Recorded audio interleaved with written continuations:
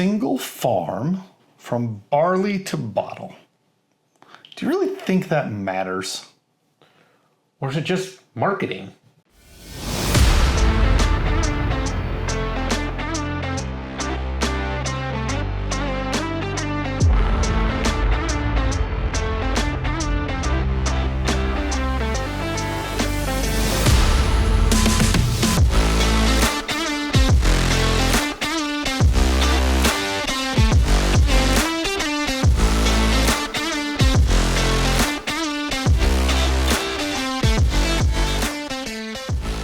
Welcome everybody to this week of the Noble Dram. This is Gavin. I'm Aaron.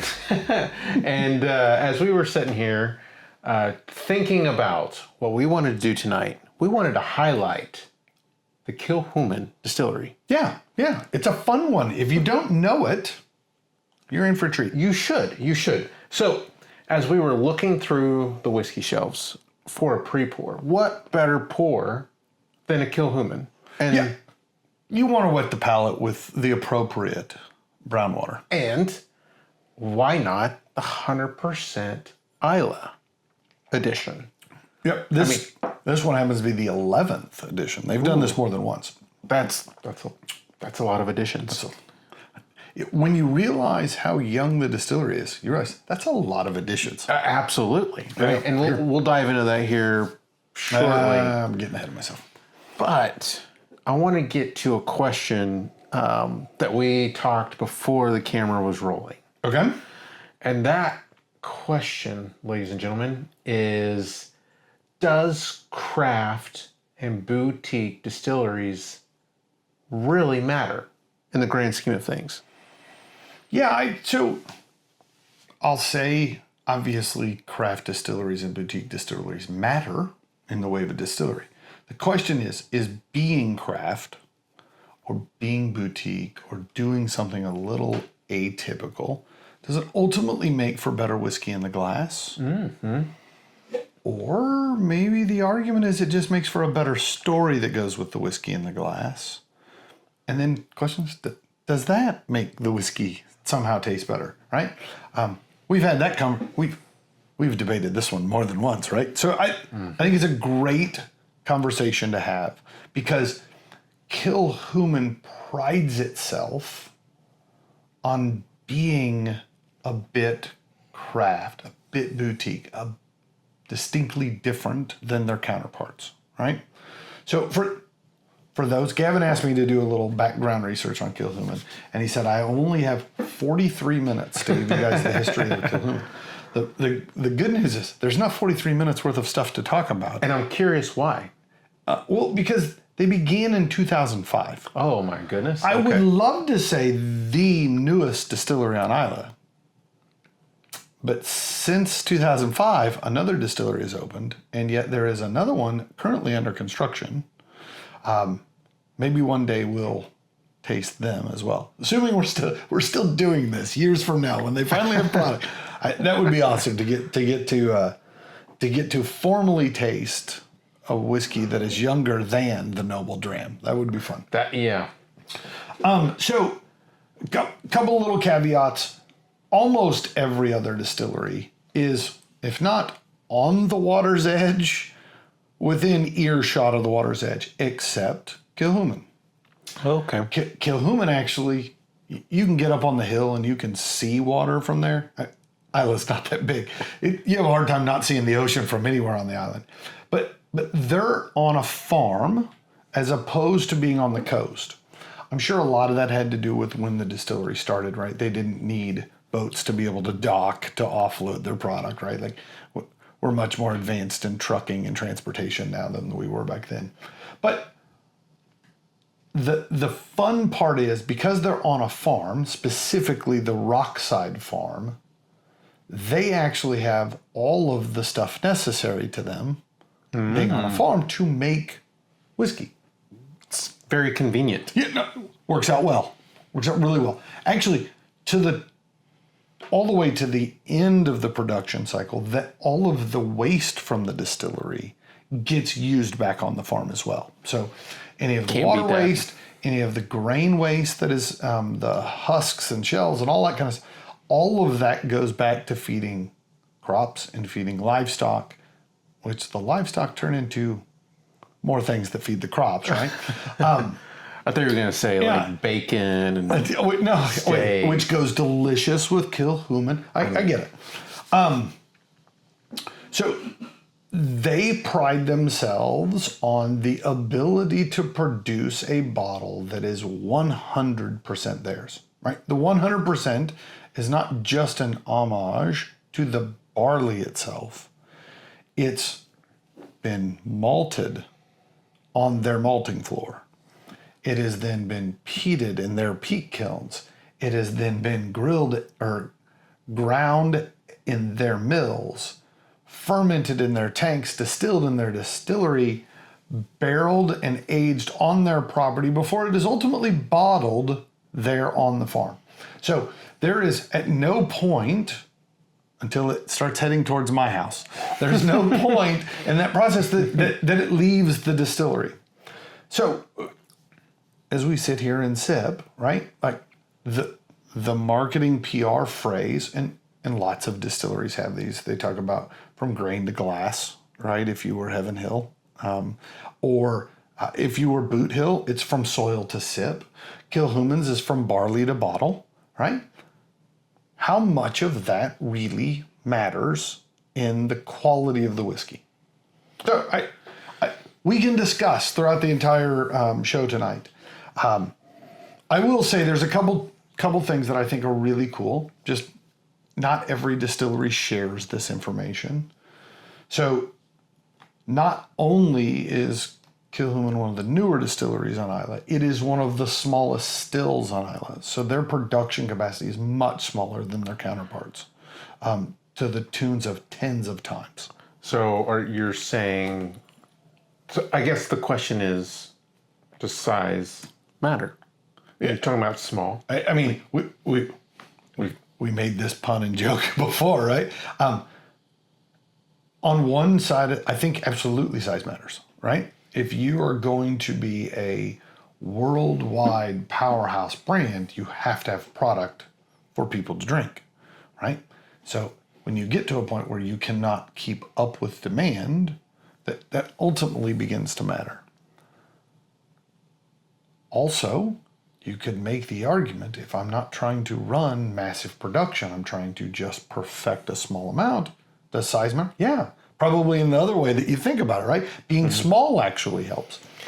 So I can see this both ways. Yeah, I see craft distilleries or even craft breweries where they focus on, we've talked about it before, focusing on your own backyard, right? They focus locally, and they don't tend to go outside of their region or state sometimes. This, completely different. Yeah. Last week, you got to tell the story of when you were at Balvenie. This distillery happens to be one I visited. So this is a place we got to go on the tour, and you walk through the space, and they were turning barley on the malting floor, and then you got to go over and they let us toss chunks of peat into the kiln, and we got to see all of those stages of production and maturation. And ultimately what it does is it allows them to have much more control. I say much more control. I've never worked at either a small nor a large distillery, so this is just my perception from the outside. But it sure gives the impression that they're afforded the opportunity to treat each drop of spirit, each barrel in the warehouse, with a little bit more TLC and care and concern. Mm-hmm. Maybe that's just the marketing spin, right? Yeah. That you would present. If I was selling Kilchoman, that's the exact marketing story I would tell, right? No. We treat these with love. It's like the Wagyu beef where they give the cows massage, right? I don't know if that actually makes it any better or not, but God, they must really love those cows, right? What I will say is, I think when you think about the small boutique companies, regardless of whatever they're producing, right? I tend to go support those guys a lot of the times when I'm on a different side of the table where I'm purchasing it, right? Because I think like I want to support the craft men and women out there, and so I tend to go that direction. I think it is inherent in our nature to say that I want to support the small guys because the big guys are going to do well enough without my support, right? Right. Truth of the matter is you stop buying the big guy stuff and they're going to have to let people go. And like they have all of the business problems that small places have too. That every business has. Yeah, for sure. So it's two sides of the same coin, so to speak. All right, so one of the problems is this was just the pre-pour. What? And we've spent... One, I want to say, first off, thumbs up. This is really tasty. We're not going to give it a score. We weren't critiquing. We weren't taking notes on it. We were just sitting and enjoying it as we chatted. But what I'll say is, if you get a chance to try it, sorry, go try it, right? 100%. You should go try this. See, marketing. He's working on it. All right, so I think I'm gonna set this one over here so I can remember which one it is because we're going to end up with a lot of glasses on the table before the night's done. Tonight is something fun. Gavin and I each got to go pick a different bottle of Kilchoman. I opted for part of their standard core range. So I picked Sanaig. Sanaig, or as Gavin will say in a Gaelic accent, I don't know if it's real or not, but let him do it. Come on. Sanaig. All right, so... I know. One of the things I will say, looking at how everything appears on camera, I will say this is a little lighter and more golden. But no, this one's every bit as dark as this looks. Yes. All right. So one thing that has never happened before on any episode of the Noble Dram in which we have brand new opened 3 bottles for a show. So we opened the 100% Islay. We are now going to open the Sanaig. And I guess kind of gave away a bit of the surprise when we get to Gavin's bottle. He's also going to have to peel foil. So I like to peel foil. As with any live on-air performance, I hope I don't break this cork. I run the risk. Ooh, that's a good pop. Ooh, sounds delicious. All right, so let's talk a little bit. If delicious had a sound, what would it sound like? It sounds like a cork popping out of a whiskey bottle. I couldn't agree more. And a sizzle of bacon. Oh, God. You can't go wrong with either of those. I won't lie. Oh, man. All right, so we should start by just clarifying for everybody at home. These are peated whiskeys. There is nothing subtle about the smoky aroma that is filling this room. All right, Sanaig clocks in at 46% ABV. This is a vatted blend of their standard 2 agings. 1, ex-bourbon barrels. Most places don't tell you this. These guys do. These are Buffalo Trace barrels. The other barrelings are sherry butts and sherry hogsheads. Oh. Right? 2 different sizes. Okay. These are from the Bodega Miguel Martin. For all of my shortcomings in Gaelic, I probably have those in Spanish as well. So if I mispronounced any of that, I apologize as well. We apologize for his English too. It's okay. That's fair. So this one happens to be a 70% bourbon matured. Sorry, I apologize. 70% sherry matured, 30% bourbon. One of the ways Kilchoman's really good. They put this little barcode on the bottom and it says sherry on one end, bourbon on the other, and then the little bar slides back and forth on each of their releases, giving you an idea how much bourbon forward versus sherry forward. So you will see that on a lot of their releases. Typically not on specialty finishes or specialty maturation barrels where it's something else, but in their product, their standard core offerings, you'll see that. It gives you an indication as to where stuff is in the aging process. Sanaig actually comes from the name of the northwest Atlantic coast of the island of Islay. Yeah. From a little place called Sanaig on down as you approach the Kilchoman Distillery. That kind of rough sea battered edge of the island is the Sanaig. This one, like most of their whiskeys, peated to 50 parts per million. So we talked about the average range when people start talking about peat is at 50 to 60, 65. This is right in that wheelhouse. Not exceptionally peated, but certainly peated, right? Like I don't even have to get the glass to my nose to know that this one is peated. Oh, yes. All right, so I do want to carry on our conversation because I think there's a lot of fun to this idea of crafting whiskey as opposed to what I'll air quotes, producing whiskey. I know there's a bit of splitting hairs there, but there's something about the love and care mom puts into making a cake versus the store-bought cake, right? Absolutely. I don't know as if that's a fair assessment. I'm not a baker, but I think there's a little bit of that. To dial it into something to make it so simple, I think that's a good analogy.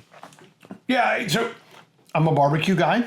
I obviously put a lot more TLC and love and care into the rack of ribs I'm making than if you stop by the gas station barbecue joint. I think they're just slapping out racks after racks after racks. I'll be honest, I've known people who have smokers that they can't cook as good as the gas station. Like, just because you pour your heart and soul into it doesn't mean it's good at the end.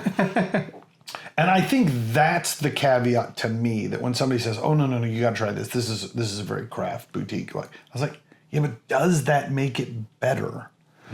Ultimately, just because somebody doesn't make a lot of it doesn't mean it's necessarily delicious. And is that too harsh? I want to clarify. I'm not speaking about Kilchoman when I say that, right? So far, I've been through a lot of bottles of Kilchoman in my day. So far, they seem to know what they're doing. Well, yeah, I think on a personal level, to think about something that is mass produced, right? And this bottle, actually, I'm not gonna poo-poo on Buffalo Trace by any means, but they use Buffalo Trace barrels, right? So I need to understand, why are you not poo-pooing on Buffalo Trace? I'm confused. You made that sound like that's a normal thing for you, and you're going to back off a little bit here. No, I mean, we're talking big box. If you were to say big box retail or big producer of whiskey. A massive producer. A massive producer versus a craft, right? Sometimes craft distillers or craftsmen will use products from a big box producer or store. And so there is a way of thinking that everyone's going to use it at some point. With it, like, when I think about woodworking, not a lot of people know it so much, but I love to woodwork. Are you good at it though? Used to be. Does that like? I've got a variety of tools, but you don't want me working on your car. Well, right? Let's just be honest. That's a good point. But as somebody that likes the craft of woodworking, having that piece of wood in your hands and those tools in your hands, I bought those tools at a big box store. So there's a bit of play, I think, in realizing that just because you are a craft or a boutique, you may have had to find and source other things to make your product that was mass produced. There are some things that are hard to produce one off, right? They become so incredibly expensive to make one at a time that mass production actually does make it available to the masses. So I'm not poo-pooing on the idea of mass production. I drive a car that was made on an assembly line. Well, it's a truck, but that's neither. But would it be cool to own a handmade sports car? Sure. I'm never going to get there. I don't know. I'll buy a lottery ticket every once in a while. That's not in. When I sit down with my financial advisor, he does not mention that as an option for me in the future. It's a give and take. The concern I have is just because you can do it yourself doesn't mean you do it better than somebody who hones that craft, right? And we live in a world that has allowed us to be hyper specialized. Mm-hmm. You could be the best barley malter in the country, right? Not every distillery gets to have that guy. Mm-hmm. So in those instances, maybe going to a malter where that guy works and runs and makes sure your malted barley is as good as it gets, maybe that's not a bad thing, right? It's my understanding, I'm reading into the marketing here, this bottle says 100% Islay. This bottle doesn't. That certainly implies some of the barley's coming from somewhere else, right? In an effort to maintain production volume, right? Like, you can't control everything all the time, right?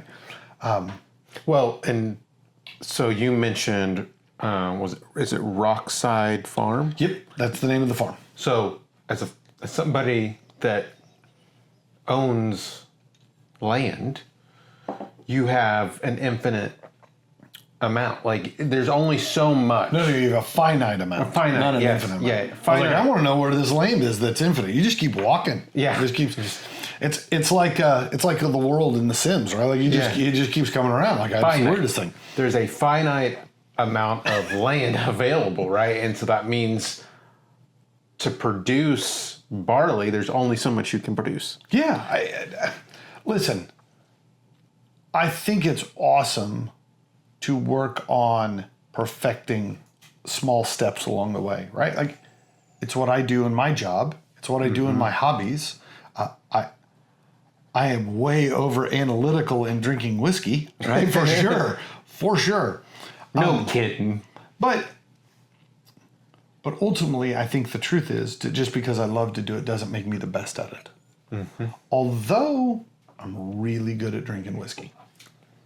I'm one of the best at it that I know.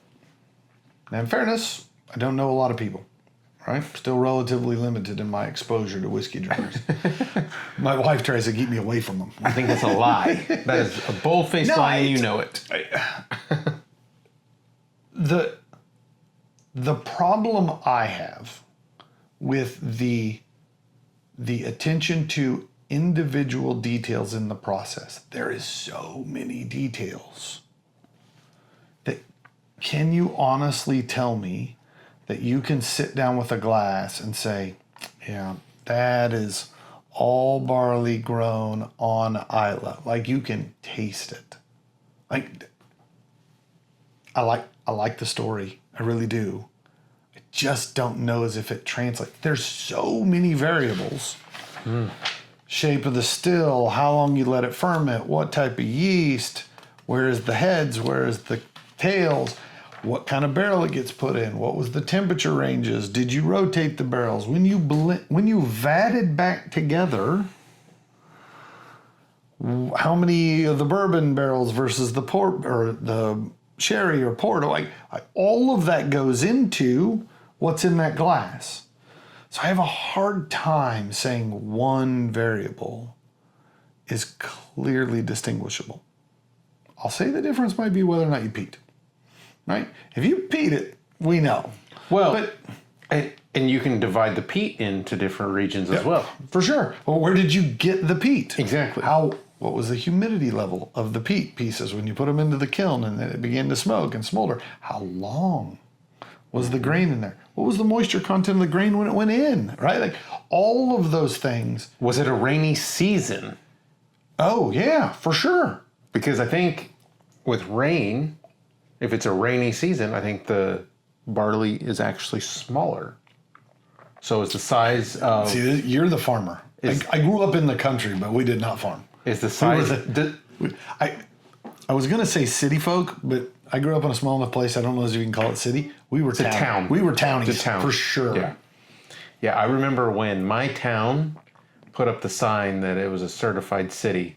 Oh. And at that point in that area, you had to be 2,000 people. Oh, never mind. We were a city. Never mind. We were a city then. We were.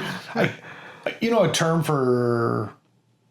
I was going to say a city, but it's not a city. A term we don't use in the States, but it's used quite often in Europe, is village. Village? Yeah, I don't know what the definition of a village is. Township. We do use township. I did grow up in an area where there would often be a cluster of houses, and it just says unincorporated. Or like it was just people who lived really close together and got a stop sign. Not a stop All sign, right. but a stop. I want to talk about this because we got, we have a whole nother whiskey to go, and we've got a special treat for you guys. So we will continue the conversation here in a second. Talk to me about the nose on Kilchoman Sanaig. Sanaig. Still not sure I'm getting it right. Me either. But I bet we have a friend. You're not sure I'm getting it right, or you're not sure you're getting it right? Well, either. Let's just be honest. But we have a friend. And that friend will let us know. He'll tell us. On this, the nose, peat definitely shows up on the nose. I think there's a smokiness that can show up. I also put. Let me go back to my notes over here. Sorry. Oh, good Lord. How many pages did you write on? Lots. You want me to tell you about my nose while you try to figure out what you're doing over there? No.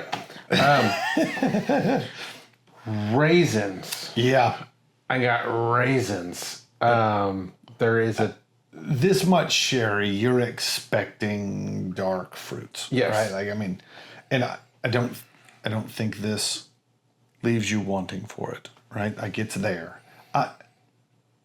That I'll say, I don't think, when you think of like sherry bombs, I don't think this is quite that sherry. I think inherently the peat battles with the sweetness of the fruit, right? Like, so I don't know if you can get quite to the full-fledged sherry bomb kind of mentality, but it's delicious. I agree. There's a licorice kind of note in there that shines through, I think. On the nose or on the palate? On the nose. Between the smoke, raisiny, and then maybe the licorice. Oh. Yeah, I get a hint of like a citrusy orange peel, something like that. Not quite as tart as lemon or lime. This is a little sweeter, kind of a little richer. And I think a lot of those same things carry on to the palate. I don't want to speak for you, but like when you move to the palate, like all the other classic sherry fruits, cherries, plums, and it's got a dark pit in the inside, right? Like grapes, dates, maybe a little fig. Yeah, Right? I think there's, like maybe probably a little of that. But yeah, the problem is you didn't say peat often enough for how much peat there is. We talked a lot about the sherry. Like there is every bit as much peat. Yeah. I actually think on the nose it's a little more smoky peat, but on the palate I think it turns a little more earthy. Some of that smoke ebbs just a little bit, if you will. Yeah, on the palate I put that like imagine taking a bouquet of flowers and you threw it in the campfire. I think there's a florally smokiness that comes out.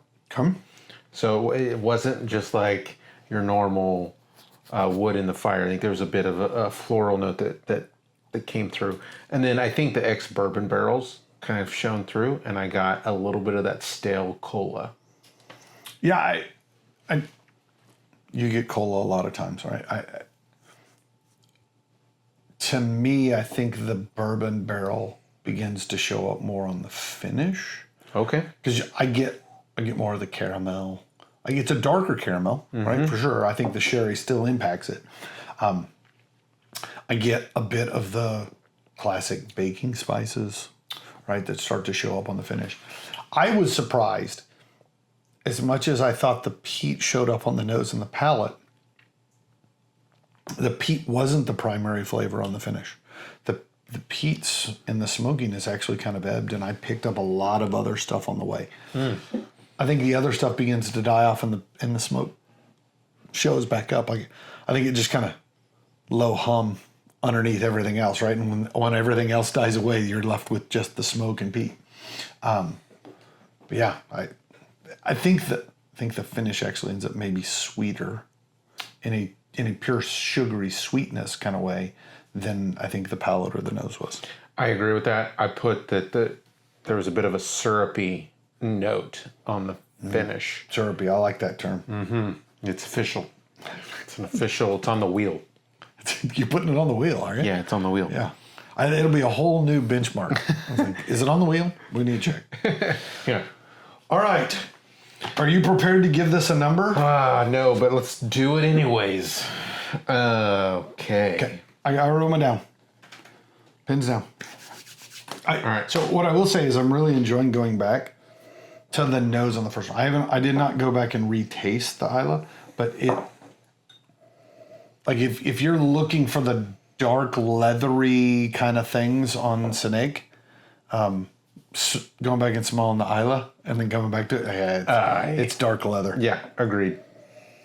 All right, give it a number, Gavin. I gave you. I stretched as long as I could for you. 85. I think it's a good, solid Islay peated whiskey. No, go on. I'm ready to tell you how you're wrong now. To debate it. It's not a debate. What left me wanting was, I think on the finish, it finished a little softer than I was expecting. Say, Just a little much. as a guy who enjoys a Highland Cherry Bomb, right? I'll preface this with, I do really enjoy a sherried Scotch. This beautifully balances the smoky peat and the sharpness that can come from that and the rich sweetness with that hint of that caramel sugary sweetness from the bourbon. This is a big one. 88 for me. 1.21 kilowatts. I was wondering if I was a little low at 88, and then you said 85, and I'm just appalled. Might not be the right term, but it's close. It's really close. That is an excellent whiskey. I'll say we opened this bottle tonight. Yep. This is not the first bottle of Sanaig I've had. No. Oh, I'd love to know. This one I've enjoyed this repeatedly. We drank Sanaig at the distillery. I've owned several bottles. As my alma mater episode would suggest, I do love a good tint of purple. So like this is checking all the boxes for a guy like me. All right. Kilchoman Sanaig. Gavin's at an 85. I'm at an 88. So we started this episode tonight drinking the 100% Islay release. We reached out to Kilchoman and said we wanted some more information, a little bit more about the production process, what you guys go about making your whiskeys in general. And they sent us this wonderful little video that walked through the production of 100% Islay and, more importantly, the basics of their production. So we thought it was so well done, we wanted to make sure we shared it with you guys. So while we try to find room for more glasses on the table and get ready for pour number 2, we're going to let you check it out. We'll see you guys here in just a sec.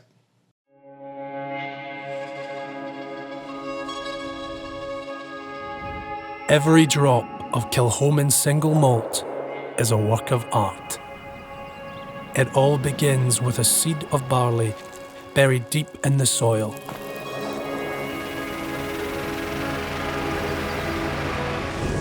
Once the barley is harvested, it's spread across the malt floor and turned by hand, triggering germination. The green malt is then smoked using Islay peat to give Kilchoman Whisky its distinct, smoky character. The malted barley is then milled into grist and poured into the mash tun.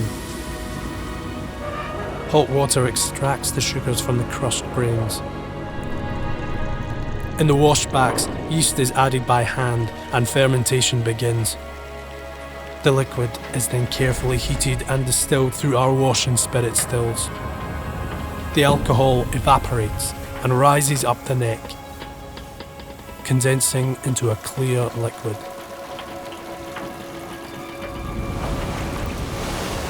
This spirit is then aged in oak casks, hand-picked from around the world.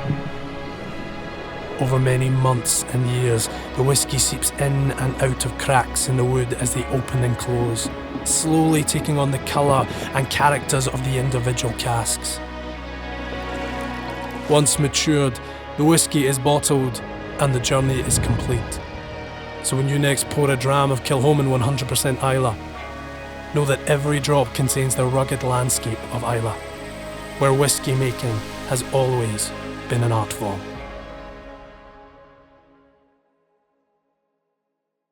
All right, we want to thank the team over at Impex Beverages, Sam Filmus and all his guys, for shooting that over to us. I thought it was really well done.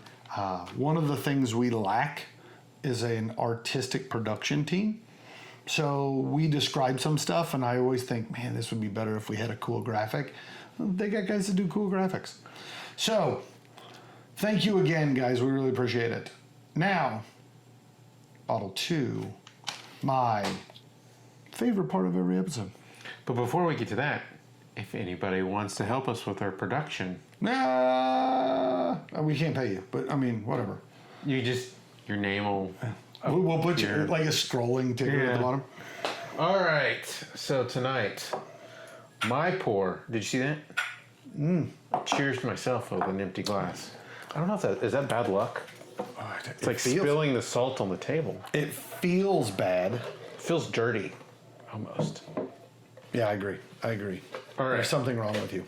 That's what I've decided. So my bottle, this is the Madeira Cask Matured. Again, as we mentioned before, an unopened bottle. I know. This is exciting. You know what I also realized as we were starting to do this? I'm going to steal just a skosh of your thunder. This bottling is also a 2021 release. That was a good year for my Kilchoman purchasing. Ooh. I know. All right. I need silence. There we go. Perfect. I even got the hand. I felt like an orchestra conductor. Is that an instrument? Cork puller? I think we can make it. Yeah. Ooh, that's a healthy pour. Yeah, I poured light on my first one just because I knew this is what you were going to do to me. Holy shnikes. All right. This has really been a trifecta because these are 3 distinctly different whiskeys. So this... Tell us about it. This is also a vatted release, and 46 casks went into this release. Do you know how many bottles that is? Yes, in fact, I do. Oh, shit, I didn't think you were going to know that. I thought I got him now. Got him now. Ha-ha, zinga. 17,000 bottles came out of those 46 casks. Now we're down to 16,999. I think we need some more on the shelves. Actually, I have bad news. I've actually already drank one of these. Somehow I ended up with 2 of these, and we've already drank one of them. What? So I owned 2 17,000ths of the production run. I mean, sometimes it's good to be me. That's good math, if you're you. Even if you're not me, it's still good math. All right. So we're sitting at 5-year maturation on this beauty. This was distilled in May of 2015. All right. We are clocking in at 50% ABV and 50 ppm, or parts per million. Interesting. Yeah. Oh, never mind. I wasn't sure I got 50 parts per million. I was thinking like maybe 35, but no, it comes to you. It comes to you. 49.999. It's rounding error. Maybe. But I don't know how they like physically measure parts per million, right? I don't know. I'm sure they have some sort of fancy computer thing and they dump stuff into it and it processes. I think we need a field trip to Kilchoman. So I think we need to make that happen so we can learn how they do parts per million.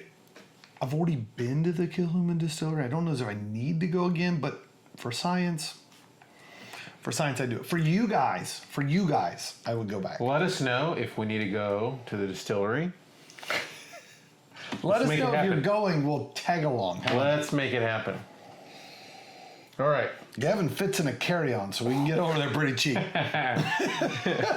Hey, whatever it takes. Gavin and I would be willing to sleep in shifts, so we only need one bed between the two of us. No, don't make it weird. Don't make it weird. Darn it. Dang it. All right, hold up. You start. Is that all there is to say about this? Yeah. For the specs of it, I think it is down and dirty. Obviously, let's talk just real quick what Madeira is. Oh, well, hold up. Before you do that, one more spec on the bottle. I did go look. That bottle I paid $120 for. $120. Inversely, Sanaig ran me somewhere around 75 to 80. Like I said, I've had several bottles, and so depending on which line item in the spreadsheet, varied price. And this is a special release. It's edition... No, 2021. 2021, that's right. So one of the things Kilchoman likes to do is run these kind of specialty maturation releases. They don't release them every year, right? So it might be a while before they feel like another Madeira run is ready. They've done a PX matured that was absolute lights out. They've done that release a couple different times, and I have bought multiples of every one of them because, like I said, I'm a sherry bomb guy, and that I think is a wonderful little. Your nickname, but Sherry. I digress and plug way too many other bottles of Kilchoman. As you can see over Gavin's head here, these are not the only Kilchomans I have, and we pulled some off, and I've got some more down here on the floor behind us. I'm a big fan. How could you not be a big fan? I mean, you could not like Pete.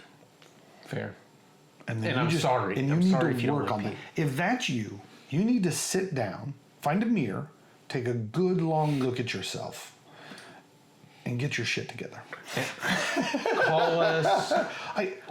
We'll happily walk you through. Yeah. Like, we'll help you through the process. Like, we love doing that. It is one of our pastimes to help folks that are not Pete fans, and we just tippy toe into it a little bit. We did the Pete episode, and we talked about, like, are you better off to tippy toe, or are you better off to jump in the deep end? One of the things I do enjoy doing is have somebody come over, get 2 or 3 glasses in, and then just drop a Pete bomb on them. And if they freak out, they're like, okay, fine. Next time you come over, we'll dial it back a tad bit. Ease into that. Every so often, though, you run into somebody who's like, whoa, why have you been keeping this hidden all night long? And you're like, yeah, you're my cup of tea right there. My cup of char. My wife got me a T-shirt years ago, and it said, I would much rather be one person's glass of whiskey than everybody's cup of tea. And I was like, yeah, that's exactly how I feel. I need that shirt. I like it. It wouldn't fit you. It'd be too big. All right. Shall we continue the conversation, or do you have more nuggets? You were going to talk about Madeira. Yeah, so Madeira. What is Madeira? Madeira is a fortified wine. So some things about fortified wine that you might, or I guess maybe one of the better way of saying it is, one of the fun characteristics of Madeira is its fruity character. So balancing something like a very peated whiskey with that fruit flavor that fruit characteristics, I think is going to be very interesting once we get there. I think most people are probably more familiar with Madeira as a cooking wine and then probably sipping Madeira. I will warn you, the Madeira they sell at your grocery store for you to cook with is nothing like the good Madeira that you have as an after dinner drink or as a pre-dinner pour or whatever. Go way back when. One of the reasons that they fortified wines is it drastically increased its longevity, its shelf life, right? Because we rose the ABV, things don't tend to turn. Your wine has a tendency to eventually turn into vinegar. Fortified wines don't have that problem. And they literally just take wine, distill it, and then mix it back in with wine. Right? And that just raises the ABV, but ultimately it raises the ABV with a lot of the same flavors it started with, right? So we haven't changed the flavor profile while increasing proof. I always thought fortified wine meant that they put a fort around it. Yeah, no, they build like little stone walls around every cask. So I always thought that. Makes sense. I'm learning something. They store all the casks in the basement of forts. That's one of the things they do too, yeah. That's why it's fortified. Dumbest stuff. Sometimes even I can't believe how stupid we are. Makes for good television. All right, can we get back to conversation? Aye, because I think there's an important aspect to the conversation we've been having that we have to date not addressed. Uh-oh, what's that? We talked a lot about does craft, boutique, finite control, all of this kind of stuff, does it make better whiskey? But my question is, do you care? It absolutely makes a better story about my whiskey. And last week we're drinking Balvenie, and one of them was the bottle you brought back from the distillery. I even admitted it probably added a point to my score, maybe two, right? Like, that's cool to have a bottle that came from there. One you filled yourself. A whiskey that was the last glass you shared with Dad, right? Or it was the first time Dad sat down and shared a glass with me and made me feel like I was a man. I was on the same plane with him, right? Whatever that is, it's the celebratory pour you had after the promotion or the wedding or whatever, right? Like, the story behind the whiskey you drank absolutely impacts the enjoyment of the glass. I'm not saying changes the flavor. I'm saying it changes your enjoyment of it.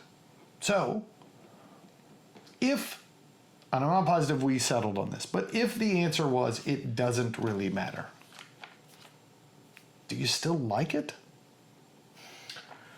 Oh man, that's a great question. And I would say, I think every time I'm at a distillery, even if the whiskey isn't as good as I would hoped it would be, there's something about being at a distillery, seeing the facilities, listening to the person tell the story of the distillery that romances the spirit a bit, and it gives life to it. And it, we talked about in last week's episode giving soul to the whiskey, right, to the glass, because you could go, as a boutique or a craft distiller, you don't have that rich history of tradition of doing something like they did 130 years ago. However, you get a distillery like Kilchoman, who still does traditional kind of styles of floor malting. They offer that. That is something that I think romances the story a little bit. And so I get lost in the story. I think story is very important. it's why we even do half of what we do here. I mean, we love drinking whiskey, we love hanging out, but we also love telling the story, because we do feel like every glass, every sip tells a story. Every bottle tells a story. Every person that you sit across the table from tells a story. So I think story is important, and you can't separate that from the whiskey. Now, if the story is great and the whiskey is horrible, I think that's where you get a little bit into trouble. I think we've all been there.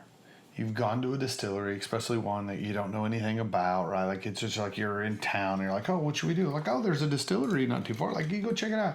And you get down there and you're having a good time, and you and your buddies are enjoying the tour, and the tour guide is really pleasant and chatty, and you get to talking about their production stuff, and you have 3 or 4 glasses, and he's like, have you guys tried this one? You try this. And the next thing you know, you come home with a bottle. And then a couple weeks go by and you sit down and I'm like, oh man, I really enjoyed that when we were there. And you crack it open and you realize there was something about being there in the moment that made it better, right? Yeah. And we often make the joke, right? Like, people ask, like, what's the best whiskey? And I always say the third one, right? It doesn't matter what you're drinking. The third one is the best. You've had just enough to really, really enjoy it, but not so much that you can't remember how much you enjoyed it, right? Like, that's the sweet spot for me. And I think we all fall victim a little bit to the story and the pageantry and being there in the moment. It's one of the things I have always enjoyed about blind tastings, is that you remove the story and you can really focus on just the whiskey. But in reality, that's not how I enjoy whiskey, right?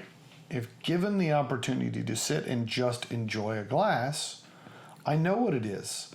Part of when I come into the room and look around and I pick up, like, oh yeah, like I remember the story of whoever I had that with before. Like, it absolutely plays into the enjoyment of the glass.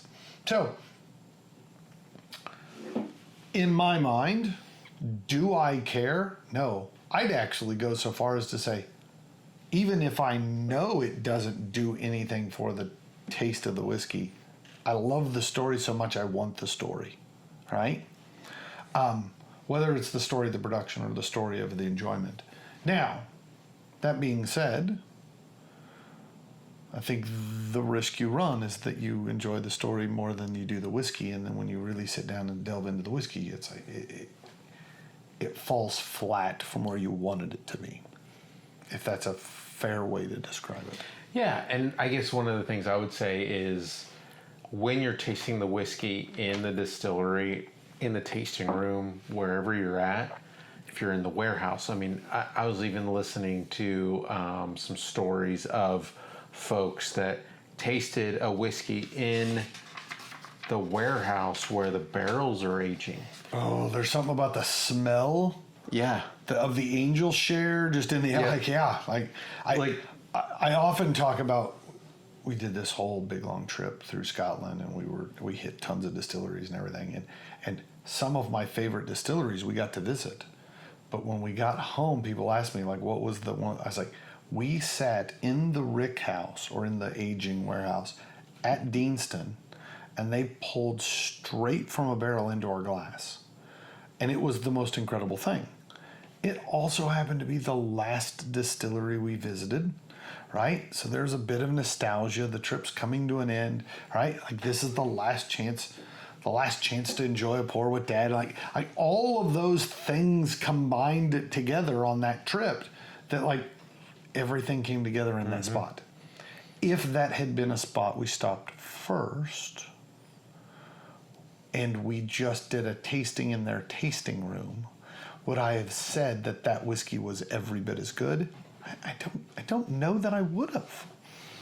It's all about the romance. It's all about that story, man. It's the cheeky romance novel. Like, you want it, and then you want to be left wanting. And then when you bring that same whiskey home, even if you bottled it there in the rick house, in the warehouse, and you brought it home, and you tasted it at home, it's going to taste different because your senses, everything around you is completely different than environment, right?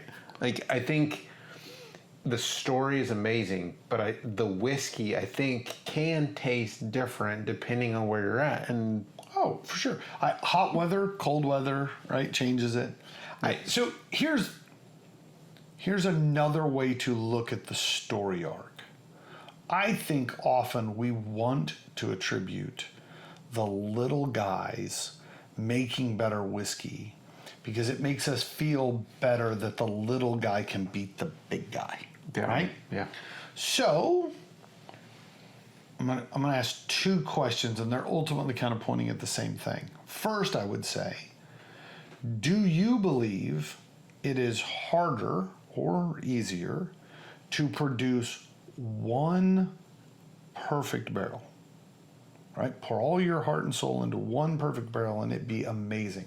Even if it's nothing like anything else they produce, that one is spectacular. Or do you think it is a greater challenge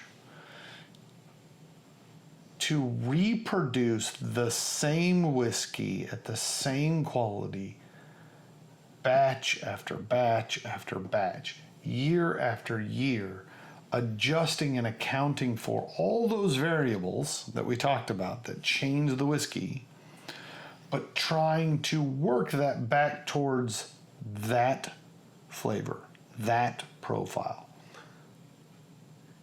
They're different skill sets. I'm not suggesting they're the same, but my question is, like, I think we poo-poo one of those two and we praise another. But I'm not positive we're praising the one that's actually harder. So are you asking me? Yeah. Okay.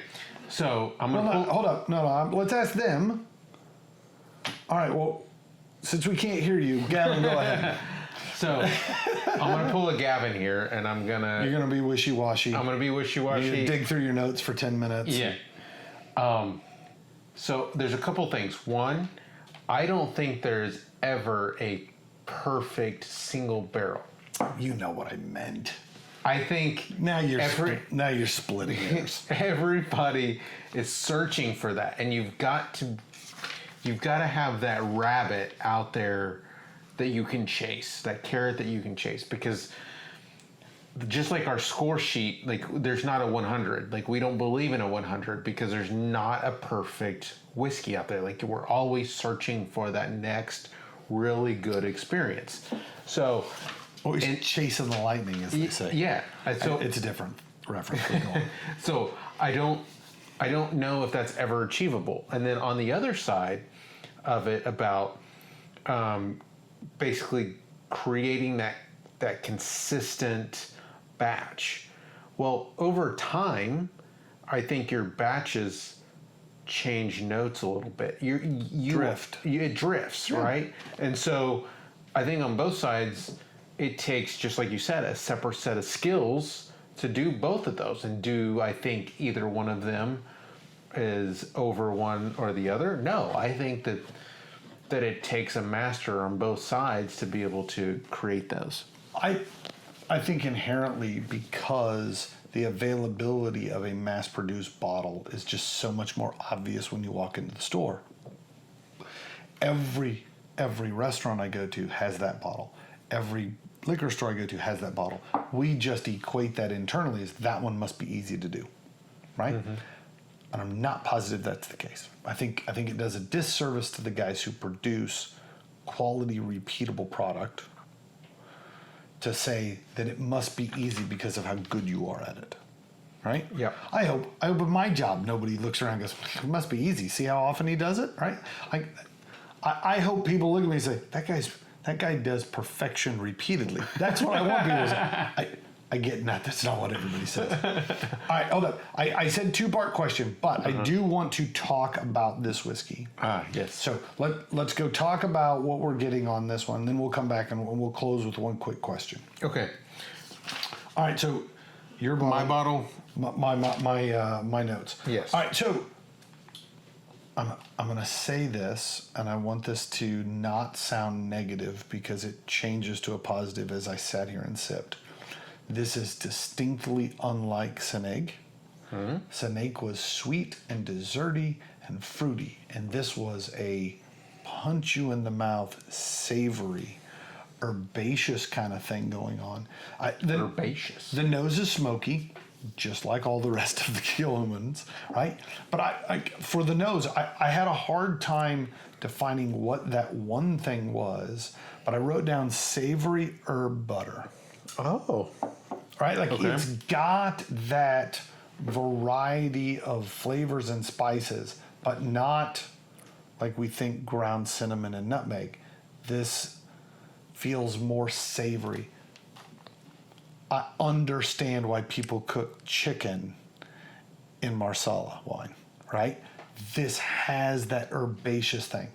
And I'll say, I'm going to cheat at, but the last thing I wrote down on my tasting notes is this deserves the entree, not the dessert. This is the whiskey I want to drink with a big meaty steak sitting on the table or a big chunk of meat, right? Sanaig, that's dessert. I finished my meal and I'm sitting and enjoying it, right? This is completely down the savory path for me. So we actually put these backwards then. You think this is desserty? No. No. What I'm saying is this is appetizer. Ooh. This is entree, and that's dessert. No, yeah, for those people who are listening in their car, this, and this means nothing. What he's suggesting is 100% Islay. That was the palate prepper. It was the light. It was the aperitif, if you will. The Madeira cask, that's your entree, and we finished dessert with the Sanaig. I think that's yeah. Now, having tasted all three side by side, if we were putting together a formal tasting, that would absolutely be the order I'd put these in. Yeah, I agree with that. I think on the nose, one of the things that I put down was there was a honey nut Cheerio note that I got over on the nose. Yeah, almost over a campfire. So I think if you took your like it's got a skewer with just little Cheerios all stacked up. I'm gonna marshmallow on the end so they don't fall off. I'm gonna rotate. That's awesome. It's ridiculous, but awesome. Obviously the pea, the smoke. Yeah, I think I'd have gone more just regular Cheerios. Nobody makes herb butter Cheerios, but now I kind of want them to. It's like the people that put in for a different kind of Oreo. You could put no. It's the herbed panko breadcrumbs. Yeah. That you would bread the chicken or whatever in, right? Like, yeah, I get that. Yep. All right. Do you think that tracks on the palate? Absolutely. So on the palate, I wrote rich, I wrote earthy, and I wrote salty. There is a savory, salty note that comes in on the palate that I really, really enjoy. And the funny thing was, like when I first wrote it down, or first started sipping and tasting, I was like, man, I've got to find the right way to describe this. And what I ultimately came back with, this got better with each and every sip. And part of me thinks it's because we had started with dessert and then came back to the entree. I think if we'd have done it the other way around, I don't know if it would have taken 6 or 7 sips to get there. But yeah, this is robust. I hate to say protein forward. Is that it feels like this should have a piece of roasted chicken or a steak, or a nice grilled pork chop or something like that to go with it. Yeah. You're That'll making be our new thing. Is like we just taste whiskey and tell you what you should eat with it. bloody brilliant. It would be fun to do a night where we pick foods and whiskeys that we don't think will go together, and then we have to guess which one should go to. I don't know. We will figure out some format. Watch this space. We're going to do it. Then what we need is a chef. So now we need a video production, an animator, and a chef to prepare us bites to go with these. 100%. Man, this production cost. And then I need somebody to ship us whiskey all day. Like, we'll get this down to it's just Gavin and I sitting around all day, recording ourselves having a good time. BS and everything. I love it. I love it. All right. On the palate, I think that there is a like an orange zest that showed up. Obviously, the smoke. I think there's a ginger note. Yeah, I get the ginger more than I think I do the orange. But like as you say that, like I get almost pickled ginger. Is that a thing to say? Oh, could be. You want to pickle some ginger? You want some pickled gingers? Like not the bright pink stuff you get at the sushi restaurant, but when you get the white pickled ginger at the restaurant, like it tastes like real pickled ginger. And then I think there's a base layer of wood char. So like, I don't know how to describe it so much, but every time you go back, I think this happens with a lot of whiskeys, that when you go back, you begin to realize it's more than what I put the first time, right? I wrote smoky, and then you come back and you're like, there's like an oaky char. There's an ashiness to it. There's an earthy peat note that comes to it. It's not just the one thing I wrote down. It's 6 things that I kind of just clumped together into one word. I'm with you. I like the reference to like oak char. Like it's got a bit of morning after campfire. Yeah. Right? Where it's just chunks of charcoal and ash. This is your sipper as you're going to smell like a campfire the next morning. You get up the next morning, you're like, we might as well make bacon out here. Like everything I own already smells like this. Yep. Yeah. But on the finish, I will say I think the smoke is the more predominant aroma on the finish here than it was in Sanaig, right? Where Sanaig, I said kind of the fruit carried a little bit more, and the smoke played the back seat. This, I think the smoke takes the front. The other thing I pick up a peppery note.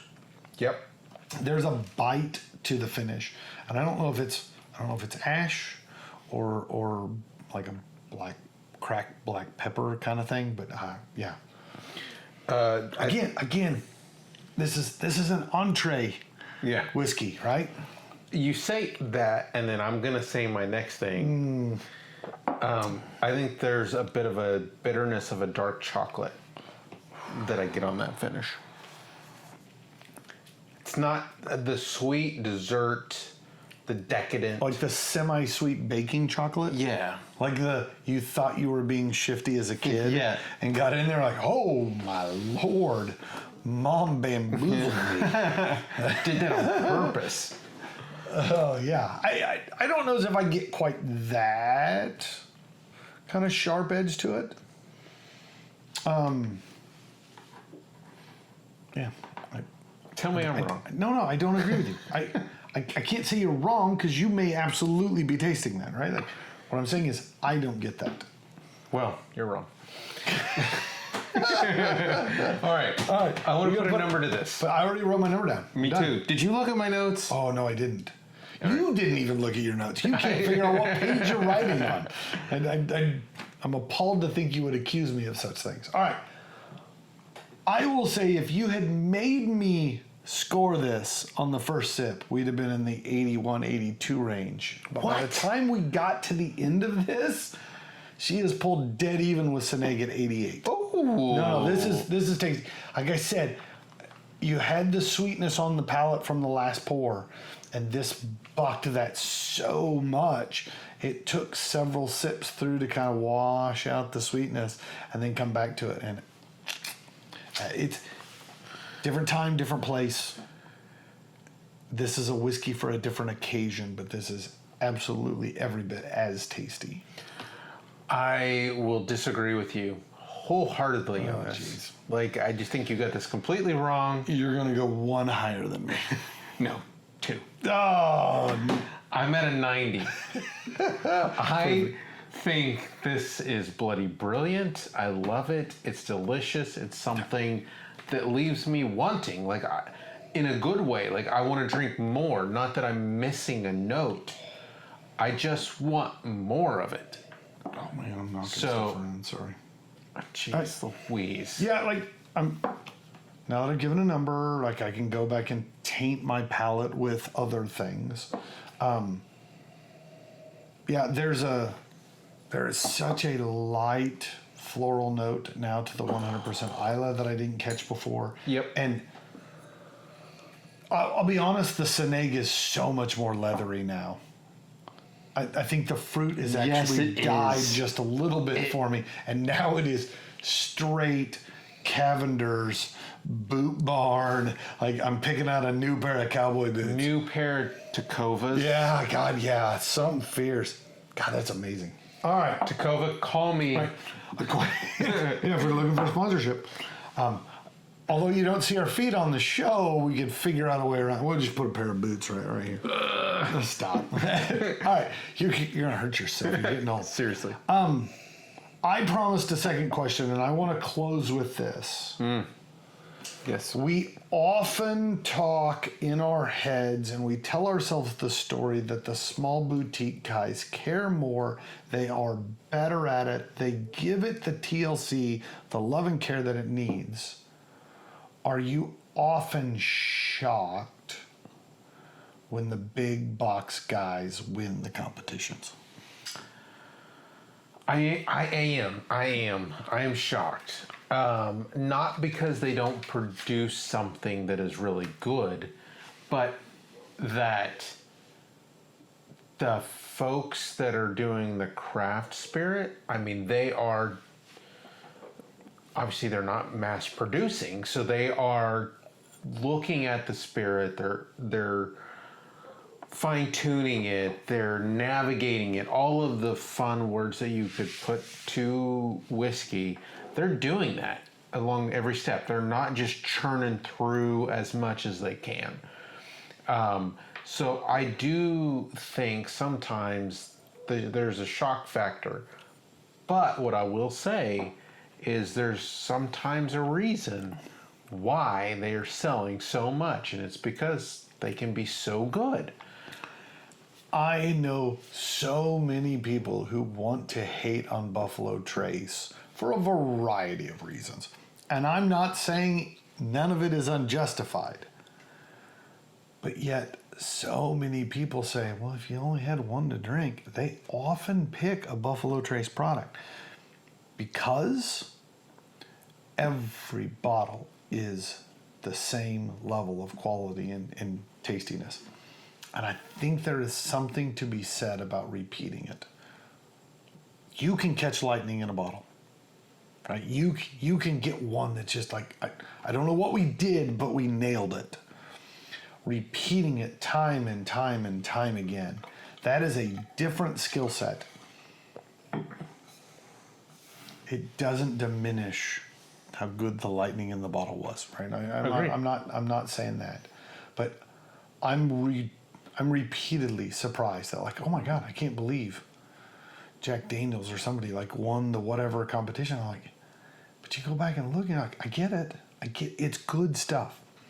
Now, the question I'll pose for you guys at home, and I'm curious your take, don't have time to get into it tonight, but is the good stuff from the big guys because they're good at making it? Or do you feel it's just sheer volume? You fill enough barrels, some of them are going to be amazing. And so it really comes down to less about how good they are putting stuff into barrels and more about how good they are at recognizing how quality it is when they take it out of the barrels. So, the question to be discussed amongst ourselves is the big box guys that do well, is it because they make better or they taste better? No, don't answer it. It's for them.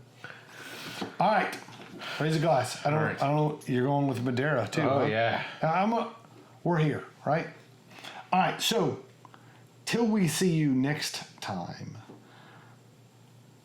cheers. And Slàinte.